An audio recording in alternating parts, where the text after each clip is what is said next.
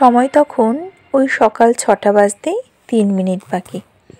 ঘুম থেকে উঠেছি এখন বললে ভুল হবে, কারণ রোজই আমার ৪টের সময় ঘুম ভেঙে যায়। ৫টার সময় বাবিনকে খাইয়ে গরমকাল হলে তো কখন বেরিয়ে পড়তাম, কিন্তু এখন যে শীতকাল, বাইরে এখনও ঘুটঘুটে অন্ধকার। তাই তো ঘুম থেকে উঠেই প্রথমে মামুনির বিছানাটা গুছিয়ে নিলাম। তারপরে একটু ভোরের আলো ফুটলেই বেরিয়ে পড়লাম ফুল তুলতে। ও আচ্ছা, তোমাদের সঙ্গে তো ইন্ট্রোটাই শেয়ার করা হয়নি। Hello everyone, welcome back to my channel with a new blog. আশা করি তোমরা সবাই খুব ভালো আছো। না, কদিন আগে আমি ভালো ছিলাম না, ছেলেটার ভীষণ জ্বর ছিল। এখন ভাবিন আগের থেকে একটু বেটার আছে, তাই আমিও অনেক ভালো আছি। সো যাই হোক, তোমাদের সকলকে নতুন আরও একটা ভিডিওতে জানাই অনেক অনেক ওয়েলকাম আর অনেক ভালোবাসা। জানো তো, আমাদের এই জবা ফুল গাছটা না অনেক পুরনো। না, আমার দেখা নয়, তবে আমার শাশুড়ি মা বলেন ওই ১০০ দিনের মধ্যে ৯০ দিন মামুনি প্রথমে ফুল তোলে। কিন্তু আজকে যেহেতু মামুনি ঘরে, তাই আমি ভাবলাম ফুলটা আমিই তুলে নিই। ঘুম থেকে উঠে যদি ফুল তোলা না হয় মনটা ভালো লাগে না। ও হ্যাঁ, আরও একটা কথা বলি, ঘুম থেকে উঠে কিন্তু প্রথমেই আমার কাজ থাকে বাসি জামা কাপড় চেঞ্জ করে তারপরেই একটি দিনের শুভারম্ভ করা। গরমকালে গাছটিতে কম করে হলেও মোটামুটি ওই ৬০ থেকে ৭০টা কিংবা ৮০টা ফুল ফোটে। তবে এখন তো শীতকাল, তাই শীতকালে কিন্তু গরমকালের তুলনায় একটু কম ফুল ফুটবে, এটাই তো স্বাভাবিক, তাই না? তবুও কিন্তু এখনও গাছে ওই ২৫ থেকে ৩০টা রোজ ফুল ফোটে। আমি হয়তো একটু কম বলে ফেললাম। আমাদের গাছ বলেই যে শুধু আমরাই ফুল তুলি এরকমটা কিন্তু একদমই নয়। আমাদের আশেপাশের কয়েকটা দিদা মামিরাও কিন্তু আমাদের গাছ থেকে ফুল তুলে নিয়ে যায়। ভীষণ ভালো লাগে যখন নিজের বাড়ির কাছে ফোটা ফুল অন্য কারুর বাড়ির ঠাকুরের চরণে যায়। আচ্ছা, একটা কথা তোমাদের সঙ্গে শেয়ার করি ফুল তুলতে তুলতে। জানো তো, আগের মতন না এখন আর ভিডিও করার এনার্জি পায় না। বিগত ৩ থেকে ৪ বছর ধরে আমি প্রায় এই ইউটিউবের পিছনে পড়ে আছি, কিন্তু তারপরেও কোনো রকম কোনো সাকসেস আমার জীবনে এখনও পর্যন্ত আসেনি। তবে কি জানো তো বন্ধুরা, কথায় আছে না, ওই যে আশায় বাঁচে চাষা, আমার অবস্থা কিন্তু ঠিক ওই রকমই। চেষ্টা করছি একটু এগোবার। যদি তোমরা পাশে থাকো, আশা করি আমার স্বপ্নটা একদিন না একদিন পূর্ণ হবেই। আমি এতদিনে যা বুঝতে পেরেছি, আমার খুব ভালো একজন গাইডার চাই। তবে সেই গাইডার কিন্তু আমি কাউকেই পাচ্ছি না। আমাকে হেল্প করার মতন সত্যি বলতে কেউ নেই। তোমরা যদি কেউ থাকো বা আমার ভিডিও দেখছো কোনো ভালো কেউ, তাহলে প্লিজ আমাকে একটু হেল্প করো এই বিষয়ে। না, আমাকে টেনে তুলে দিতে বলছি না, আমাকে জাস্ট পিছন থেকে একটু সাপোর্ট দিতে হবে। আমি হয়তো এখনও অনেক কিছু বুঝি না যে কিভাবে কি করলে আমার চ্যানেলটা গ্রোথ হবে, বা আমি তো শুধু ভিডিও দিয়েই যাচ্ছি, এর পাশাপাশি আরও কিছু করতে হবে কিনা চ্যানেলের জন্য, সেগুলো আমাকে জাস্ট একটু সাপোর্ট করবে যে এই বিষয়টা এরকম না, তুমি এটা ভুল করছো। আমাকে সেই সঠিক বেঠিক ভুলটা ধরিয়ে দেওয়ার জন্য কাউকে চাই, বাট আমি সেরকম কোনো কাউকেই পাচ্ছি না।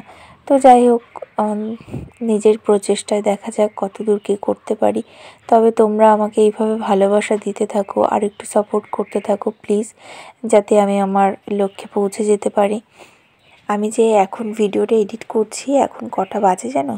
এখন বাজে রাত 11:30।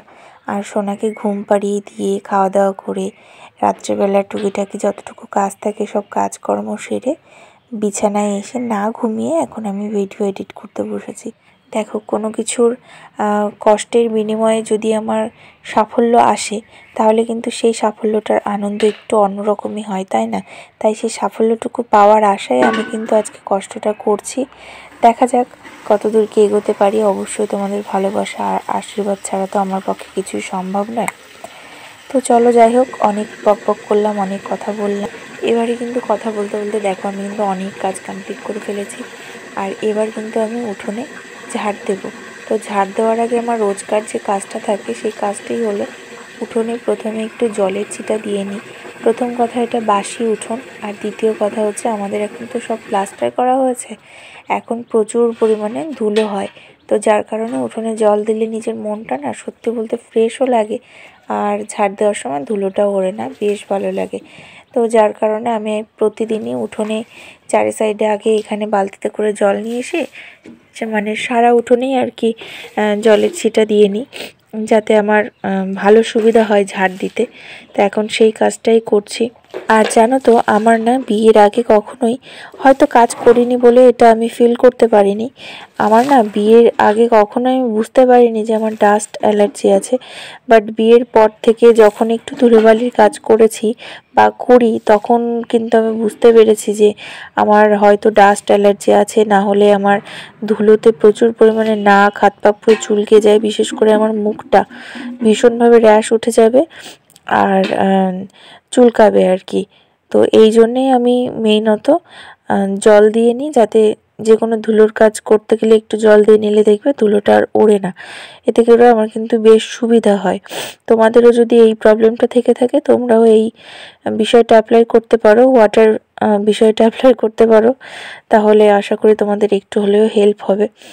আর এই লাঠি চাটা হয়ে এখন তো মানে কি যে সুবিধা হয়েছে, যত দিন যাচ্ছে তত আমাদের সব কিছুর উন্নতি তো হচ্ছে বটেই, তবে শারীরিক কষ্ট কিন্তু যেরকম অনেকটা কমে যাচ্ছে, তার সাথে সাথে কিন্তু শরীরের ক্ষয় আমরা নিজেরাই করছি, তাই না? আর এইদিকে দেখো, আমি প্রথমে তো তোমাদের দেখিয়েছিলাম মামুনের রুমটা ক্লিন করে নিয়েছিলাম, বাট তারপরেও মানে কাগজপত্র কিছু খুঁজতে গিয়ে আমার সারা ঘর বাড়ি এলোমেলো হয়ে গেছে। আর এই যে আমার মহারাজ দেখো, তার সবসময় দুষ্টুমি না দুষ্টুমি চলছে। এবার চলে এসেছে এখান দিয়ে শাক, যে মাসি শাক নিয়ে যায় বা যার কাছ থেকে শাক রাখি সেই মাসি। আসলে শাক পাতা খেতে আমার বেশ ভালো লাগে, সব থেকে প্রিয় আমার এই কচু শাক। তো মানে কি বলবো, কচু শাক দেখলেই আমার মনে হয় যে আগে আমি কচু শাক নিয়ে নিই, তারপরে অন্য কথা বলবো। তো সেই হিসাবে কচু শাক নিয়ে যাচ্ছিল মাসিটাকে ডাকলাম। এবার মামুনি এসে এখানে কচু শাক বাছাবাছি করছে যে কোনটায় কচুতে, মানে অন্যদিন কচুতে ডেগও বেশি থাকে, আজকে কচুর ডেগও কম ছিল, আর নিচের এই শোলা কচু নাকি বলে, ওই কচুটা বেশি ছিল। তো মামুনি ওটাই বেছে বেছে নিচ্ছে। বাট আমার মনে হলো মাসি প্রথমে যেটা নিয়েছিল সেটাই সব থেকে ভালো ছিল, তো যার কারণে আমরা আবার ওটাই নিলাম। তো যাই হোক, তারপরে দেখো ঘরে আমি এখানে ঘরটা মুছে নিয়েছি, এক গাদা জামা কাপড় রয়েছে, জানি না আজকে কীভাবে কি কাচবো। আর রান্নাঘরেও কিন্তু আমার এদিকে রান্না বসিয়ে দিয়েছি, আসলে একটা কাগজ খুঁজে না পাওয়ায় খুঁজতে খুঁজতে অনেকটা সময় হয়ে গেছে। আর আজকে দেখলে মানে মেঘলা ওয়েদার ছিল, এত বাজেভাবে মেঘলা ওয়েদারের জন্য কিন্তু সারা বাড়ি ঘর ভীষণভাবে ঘামছে। তার উপরে তো ঘর মুছতাম না আজকে বৃহস্পতিবার বলে আমি একটু ঘরটা মুছে নিয়েছিলাম, যার কারণে তো একদম ঘর শুকাতেই চাইছে না কোনোভাবে। সারাটা দিন আজকে যা কেটেছে না আর কি বলবো। আর এখানে এই যে একটা বাক্স দেখতে পাচ্ছ, আমি দেখাচ্ছি। এই বাক্সটার ভেতরে কি আছে বলো তো? ওই দেখো, আমার সোনার কানের। এই কানেরটা আমি আমার বিবাহ বার্ষিকী এবার নিয়েছি ওপরের কানের জন্য, যেটা পরেছিলাম। আসলে ছোট বাচ্চা কাচ্চা থাকলে এত পরিমাণে অত্যাচার সহ্য করতে হয় যে আর কি বলবো। এই দেখো, আমার এক কানে এখন কানের আছে আর এক কানে নেই। মানে ননদ বাড়ি গেছিলাম, বাবিন এমনভাবে টান দিয়েছে যে কি আর বলি, ভেঙেই গেছে। তো সেটাকে গেলাম ঠিক করতে। তারপরে কি এইভাবেই আমার দিনটা কেটে যাচ্ছে টুকিটাকি কাজের মধ্যে দিয়ে। তাহলে চলো আজকের ভিডিওটা এই পর্যন্তই। বাবিন এখন দেখো এই শীতের মধ্যেও ফ্যান চালিয়ে মনের সুখে গান করছে, কি আর বলি, এইসব অত্যাচার মা হলে সহ্য করতে হয়, এই আর কি। তো যাই হোক বন্ধুরা, আজকের ভিডিওটা এই পর্যন্তই। তোমাদের কেমন লাগলো অবশ্যই কমেন্টসে জানাতে একদম ভুলো না। ভিডিওটিতে যদি কিছু ভালো লেগে থাকে প্লিজ ছেড়ে যাওয়ার আগে do like, comment, share and subscribe my channel. দেখা হবে নতুন কোনো রূপে নতুন কোনো ব্লগে। Bye bye.